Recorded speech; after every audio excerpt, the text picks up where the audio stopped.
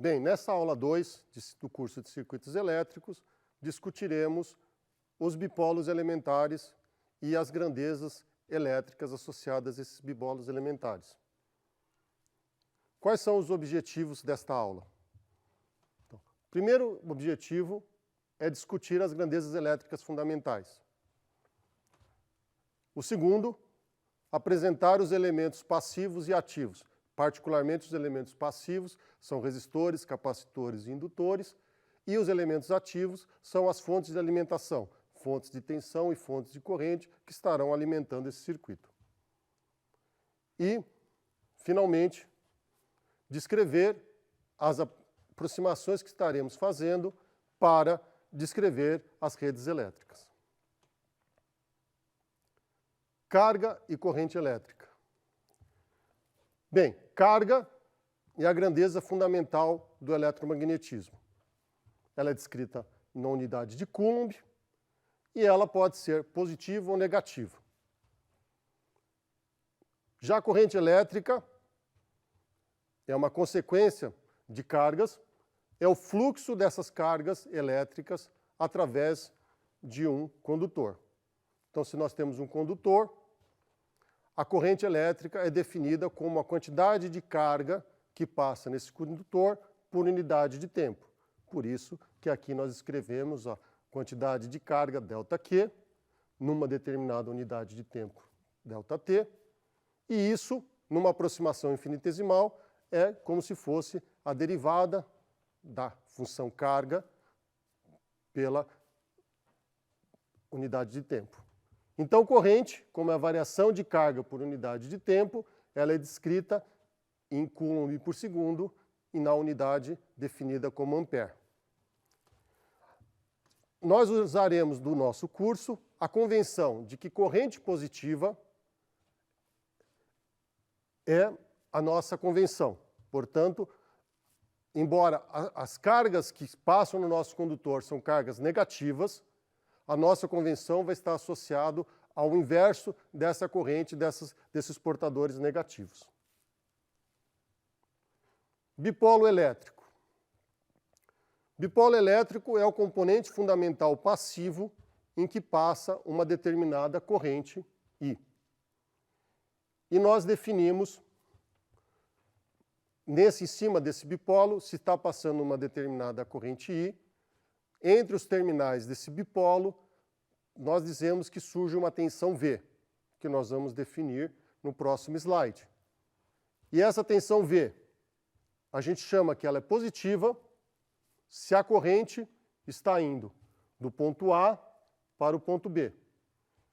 E isso daria uma tensão positiva. E dentro dessa mesma convenção, nós dizemos que temos uma tensão negativa se a corrente está indo agora no sentido contrário, do ponto B para o ponto A, onde a seta aqui está apontando para o caso primeiro de uma corrente positiva, com uma tensão positiva. E isso nós usaremos durante o curso, é o que a gente chama de convenção do receptor. Já a tensão elétrica, nós definimos pela grandeza V, e é a diferença de potencial entre os terminais desse bipolo. Então, particularmente, a diferença de potencial entre o ponto A e o ponto B. Mas vamos definir tensão elétrica de uma outra forma um pouco mais fundamental. Considerando que nós temos uma determinada energia gasta para separar cargas positivas e cargas negativas, 1 volt é definido como a quantidade de energia necessária para separar 1 Coulomb de cargas. Portanto, a unidade de tensão é volt, e usando essa equação aqui, nós podemos definir, sobre o ponto de vista infinitesimal, que tensão é igual à variação de energia pela variação de carga. Potência elétrica. Nós vamos definir em unidades de watts. Potência elétrica, em qualquer instante, é definido como a variação de energia naquele bipolo por unidade de tempo. Portanto, nós definimos a potência instantânea, P, como sendo a variação de energia por unidade de tempo, e usando aquela nossa definição anterior do que era energia como função da tensão, nós podemos substituir, isso me dá a tensão multiplicado pela variação de carga por unidade de tempo, e lembrando que a variação de carga por unidade de tempo nós definimos no slide anterior como sendo a corrente. Portanto, a potência instantânea, nessa unidade de watts, é dado pela multiplicação da tensão em cima do bipolo, multiplicado pela corrente nesse bipolo. Portanto, essa unidade de watts tem a unidade de volt multiplicado por ampere. Mas potência, nós vamos ver durante o curso, que ela tem várias definições. Nós temos a potência instantânea, ou seja, a potência que é dissipada num determinado bipolo, num determinado instante t, que é a multiplicação da tensão naquele instante específico, multiplicado pela corrente naquele instante. E temos a definição de potência média, ou seja, qual é a potência na média num determinado intervalo de tempo. Por exemplo, no intervalo de tempo ΔT entre T2 e T1. Nós definimos essa grandeza, como nós, geralmente em grandezas físicas, definimos uma média como sendo a integral dessa grandeza instantânea P de T, nesse intervalo de tempo T1 e T2, dividido por aquele intervalo de tempo ΔT. Adicionalmente a isso, é muito importante a gente ter o conceito de potência gerada e potência consumida. Certo? Geralmente, a gente usa, dentro dessa convenção do receptor, que se a multiplicação num determinado instante I de t multiplicado por V de t der um número positivo, isso significa que aquele bipolo está recebendo energia naquele instante. Por outro lado, se a multiplicação da corrente naquele instante pela tensão naquele instante der um número menor que zero, significa que aquele bipolo está fornecendo energia para o resto da rede naquele instante t. Mas como é que a gente relaciona potência e energia? Pois energia é a grandeza física mais perceptível para nós. Nós definimos potência instantânea como sendo a variação da energia por unidade de tempo e, portanto, invertendo da derivada, a função inversa a isso é integral, portanto, a energia dissipada ou gerada por um determinado bipolo ela é igual à integral da potência entre os instantes T1 e T2. E as unidades de energia no sistema internacional é Joule. Por outro lado, se nós formos olhar no relógio residencial da nossa casa, que mede o gasto de energia residencial, a unidade que nós veremos vai ser em watt-hora ou quilowatt-hora. O que é bastante razoável, pensando nisso, que se nós temos potência como sendo watts, multiplicado por tempo, isso me dá watt vezes tempo, e a unidade usada para se medir energia residencial é em watt-hora. Bem, vamos discutir alguns bipolos elementares. A grandeza mais importante de um bipolo elementar é como a gente relaciona a tensão que está entre os seus dois terminais A e B e a corrente que passa por ele.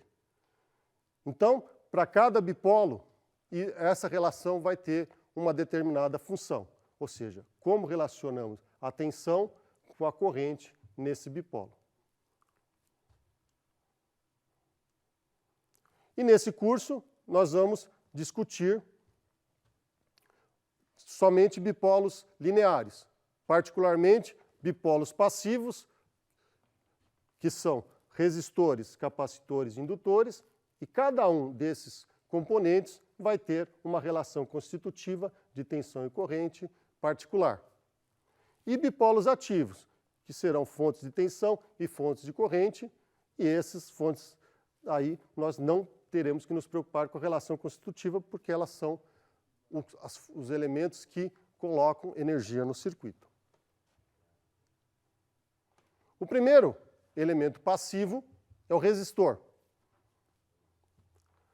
Bem, o resistor é um elemento importante dissipador de energia, que tem uma relação constitutiva razoavelmente conhecida, e essa relação constitutiva que relaciona tensão e corrente é chamada de lei de Ohm.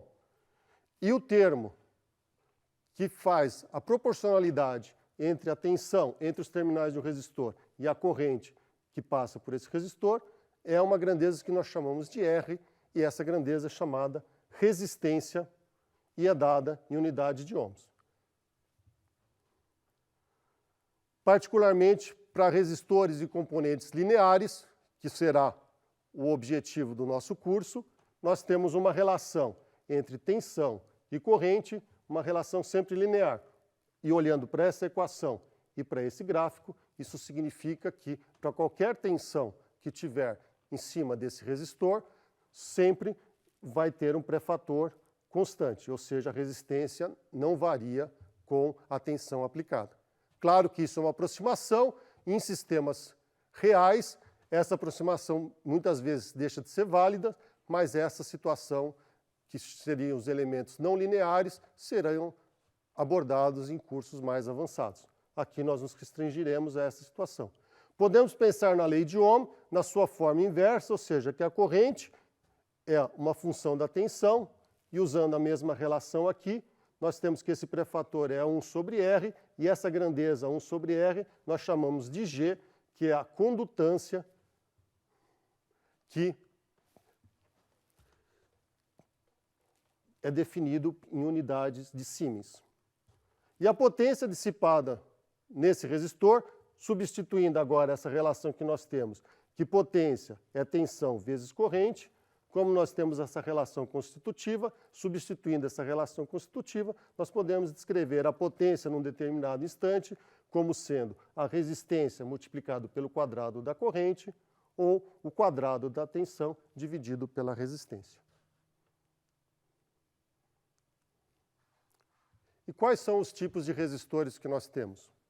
Temos o resistor fixo, em que o valor da resistência é determinado por um código de cores.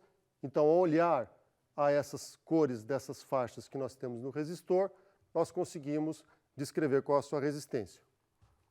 Ou podemos ter um resistor variável, mais conhecido como potenciômetro, em que ele tem uma resistência que varia de acordo com a posição de ajuste desse resistor.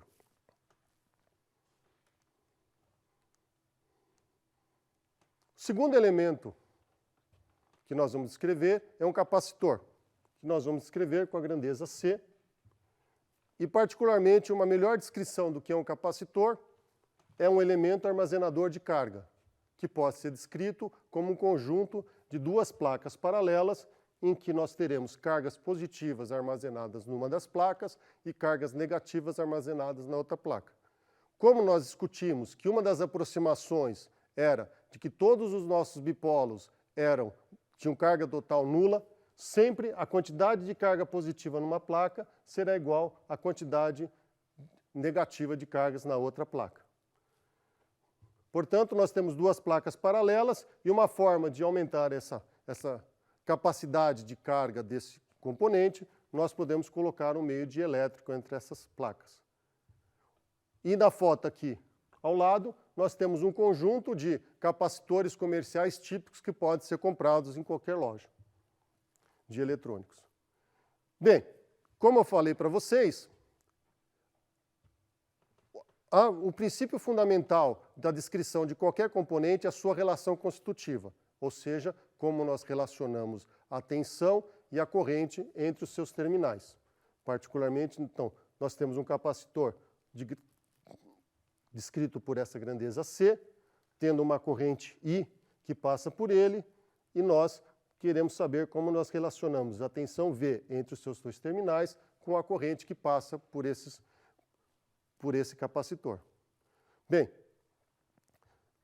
A equação fundamental que rege um capacitor é que a quantidade de carga que você consegue armazenar nesse capacitor é proporcional à tensão que você gera entre os seus dois terminais.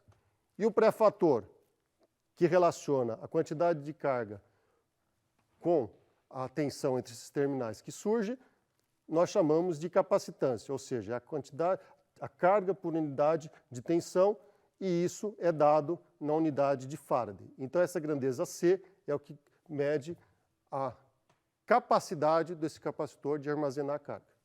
Colocando essa equação aqui, lembrando que a variação de carga por unidade de tempo é a corrente, então nós temos a relação constitutiva que a corrente que passa pelo capacitor é igual à capacitância, que nós definimos como sendo uma constante, multiplicado pela variação, a derivada da tensão por unidade de tempo.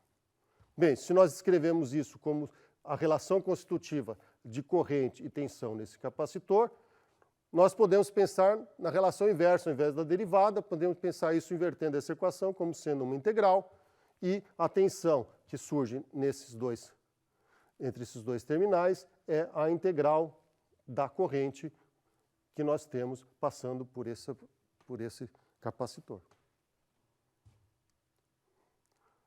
Bem, alguns capacitores comerciais típicos e de dimensões bastante pequenas que a gente encontra em circuitos eletrônicos residenciais teriam capacitâncias em unidades de picofaraday, nanofaraday e microfaraday. São valores típicos de se encontrar comercialmente.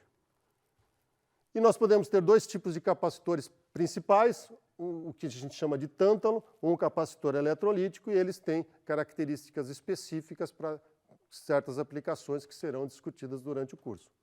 E quando um capacitor ele é comprado e ele tem uma especificação, por exemplo, escrito na sua parte exterior, ele traz qual é a capacitância que ele tem e qual é a tensão de ruptura, ou seja, a tensão máxima que pode ser colocada entre os seus dois terminais para que ele não se deteriore. O terceiro elemento, finalmente, é um indutor, que nós vamos descrever pela grandeza L. Então, agora, de novo, nós vamos procurar descrever como nós relacionamos corrente com tensão em cima desse indutor que nós escrevemos com a letra L. Bem, o indutor, diferentemente do capacitor, que nós falamos que era um elemento armazenador de carga, aqui ele é um bipolo armazenador de energia magnética. E nós emprestamos do curso de física da parte de eletricidade a lei de Ampère, que o fluxo de indução magnética nesse indutor, φ, é igual, diretamente proporcional à corrente que passa por esse indutor. E o pré-fator que relaciona o fluxo de indução magnética com a corrente é o que a gente chama L de indutância em unidades de Henry. Também emprestando do curso de física a lei de Faraday, que a tensão que surge induzida entre os terminais desse indutor é igual à variação do fluxo de indução magnética por unidade de tempo, né? E lembrando da relação constitutiva, nós conseguimos, usando as duas leis, que a relação constitutiva do indutor é a tensão que surge entre os seus terminais é igual à indutância multiplicado pela variação da corrente por unidade de tempo. E aqui, alguns símbolos que nós vamos ver quando descrevemos esses indutores nos circuitos, e aqui algumas fotos de alguns indutores comerciais que podemos encontrar com facilidade. Bem, finalmente, como esses elementos são armazenadores de energia,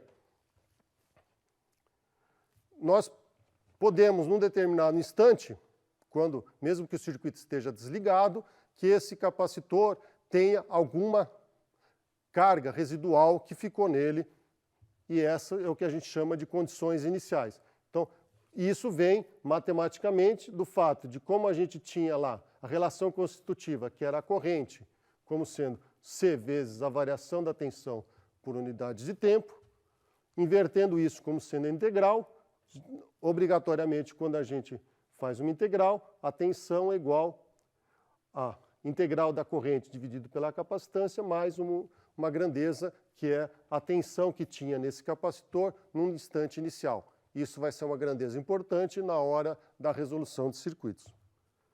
Da mesma forma, se no capacitor uma grandeza inicial, que vai ser importante num determinado momento, era uma tensão inicial, no indutor, essa grandeza vai ser uma corrente inicial, que também decorre da nossa relação constitutiva, que nós tínhamos tensão como sendo igual a indutância multiplicado pela variação da corrente por unidade de tempo, invertendo isso como sendo uma integral.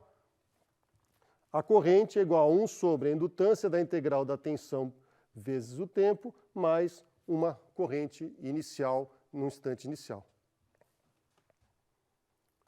Finalmente, mesmo que não seja discutido nesse curso, mas é importante só para informação, também temos muitos outros elementos não lineares que serão objeto de cursos mais avançados, por exemplo, curso de eletrônica, que geralmente segue ao curso de eletricidade. Como nós falamos num resistor, um resistor tinha uma relação fixa entre corrente e tensão, e essa relação é que a gente chamava de resistência, e essa resistência era uma grandeza que era uma constante para qualquer circuito. Por outro lado, nós temos um outro tipo de resistor, que é que a gente chama de um diodo, que na realidade não só ele tem uma direção preferencial para passagem de corrente, mas também ele tem uma relação entre tensão e corrente não linear, ou seja, a variação da tensão em relação à corrente, que era o que dava resistência, não é uma constante. Portanto, essa curva aqui vai me dizer que ele tem resistências diferentes para diferentes tensões colocadas nos terminais. Um modelo ideal de um diodo é que ele é um circuito absolutamente aberto quando coloca uma tensão, ou seja, que passaria toda a corrente, ou seja, uma corrente muito grande, mas um sistema físico ele tem uma certa curva característica. E nós, por exemplo, essa aqui é uma foto de um diodo típico comercial que nós podemos encontrar no mercado. Bem, isso encerra a nossa aula. Obrigado pela sua atenção.